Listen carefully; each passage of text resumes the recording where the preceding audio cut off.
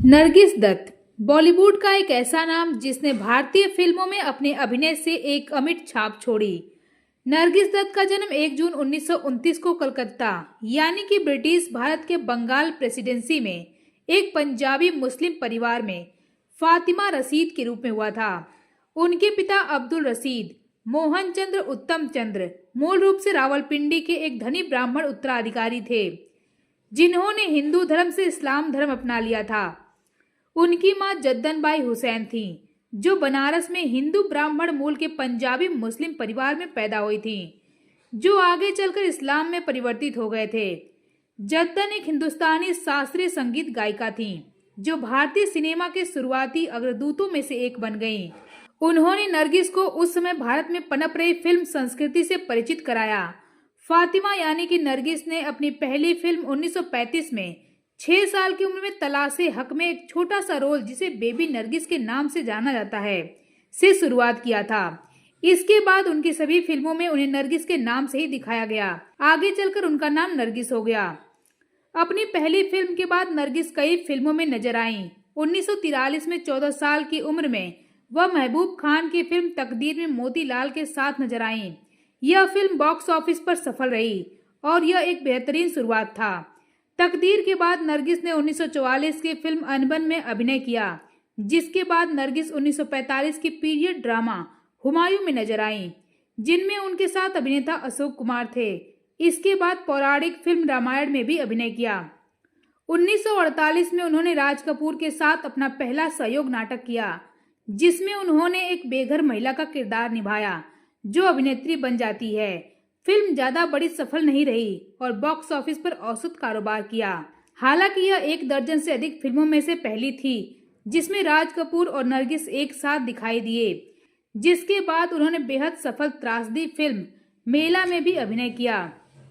इसके बाद उन्होंने राज कपूर द्वारा निर्देशित बरसात में अभिनय किया, जिसमें नरगिस ने एक गांव की सुंदरी और कपूर ने एक कवि की भूमिका निभाई। बरसात 1949 की सबसे ज्यादा कमाई करने वाली फिल्म थी, साथ ही अंदाज का रिकॉर्ड तोड़ते हुए अब तक की सबसे ज्यादा कमाई करने वाली फिल्म बन गई। इसके बाद उन्होंने 1950 की फिल्मों में मीना बाजार रोमांटिक ड्रामा जोगन, जान पहचान संगीतमय ड्रामा बाबुल और आधी रात में अपनी भूमिकाएं निभाई। जोगन और बाबुल दोनों ही बॉक्स ऑफिस पर हिट रहीं और बाबुल में उनके अभिनय को विशेष रूप से देखा गया। इसके बाद उन्होंने ड्रामा फिल्म हलचल और दीदार दोनों में अभिनय किया। अंदाज और बरसात की सफलता के कारण राज कपूर नरगिस के ऑन स्क्रीन आकर्षण और उपस्थिति से प्रभावित हुए, इसलिए उन्होंने उन्हें आवारा के लिए चुना। यद्यपि यह फिल्म एक पिता और उसके अलग हुए बेटे के इर्द गिर्द घूमती है, उसमें नरगिस ने एक वकील की महत्वपूर्ण भूमिका निभाई। यह फिल्म 14 दिसंबर 1951 को रिलीज हुई, जिसमें पृथ्वीराज, राज कपूर और नरगिस के अभिनय के लिए सार्वभौमिक प्रशंसा प्राप्त हुई।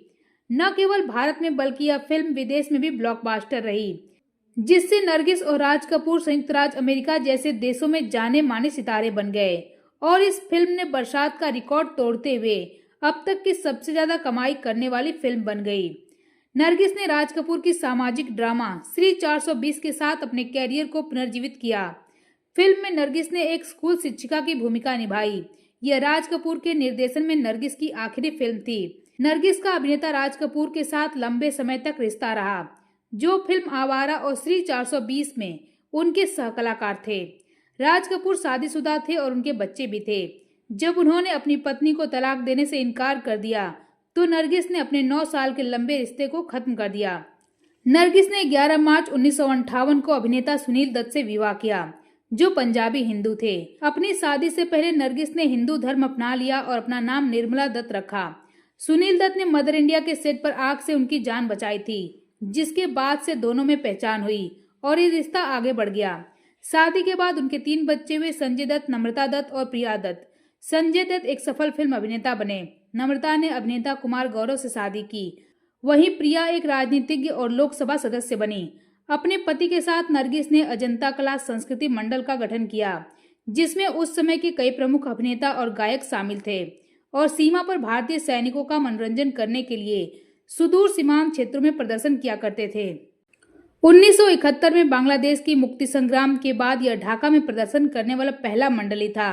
नरगिस को सफेद साड़ी पहनना, टेलीफोन पर बात करना, सड़कों पर बिकने वाली पानी पूरी खाना बहुत पसंद था। वह एक बेहतरीन तैराक थी और अपने भाइयों के साथ क्रिकेट खेलना पसंद करती थी। स्पोस्टिक सोसाइटी ऑफ इंडिया के संस्थापक मिथु अलूर ने एक साक्षात्कार में कहा था कि नरगिस का सपना चिकित्सा की पढ़ाई करना था, जिसे वह कभी पूरा नहीं कर सकी। 2 अगस्त 1980 को नरगिस राज्यसभा के सत्र के दौरान बीमार पड़ गईं, जिसका प्रारंभिक कारण पीलिया माना गया।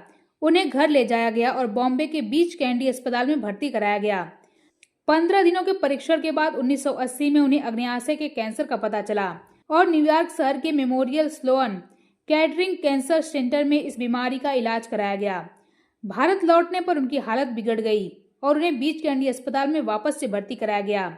2 मई 1981 को नरगिस गंभीर रूप से बीमार होने के बाद कोमा में चली गईं और अगले दिन 51 वर्ष की आयु में उनकी मृत्यु हो गई। क्योंकि उन्हें आग से डर लगता था, इसलिए वह मुस्लिम रीति रिवाजों के अनुसार दफन होना चाहती थीं। उनके पार्थिव शरीर को हिंदू रीति रिवाजों के अनुसार अर्थी पर ले जाया गया। सुनील और संजय ने अन्य शोक मनाने वालों के साथ नमाज अदा की। उन्हें बड़ा कब्रिस्तान मुंबई में दफनाया गया।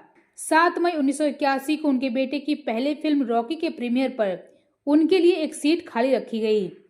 उनकी मृत्यु के 1 साल बाद सुनील दत्त ने उनकी याद में Nargis Dutt memorial cancer foundation की स्थापना की। नरगिस को भारतीय सिनेमा की सबसे महान और बेहतरीन अभिनेत्रियों में से एक माना जाता है।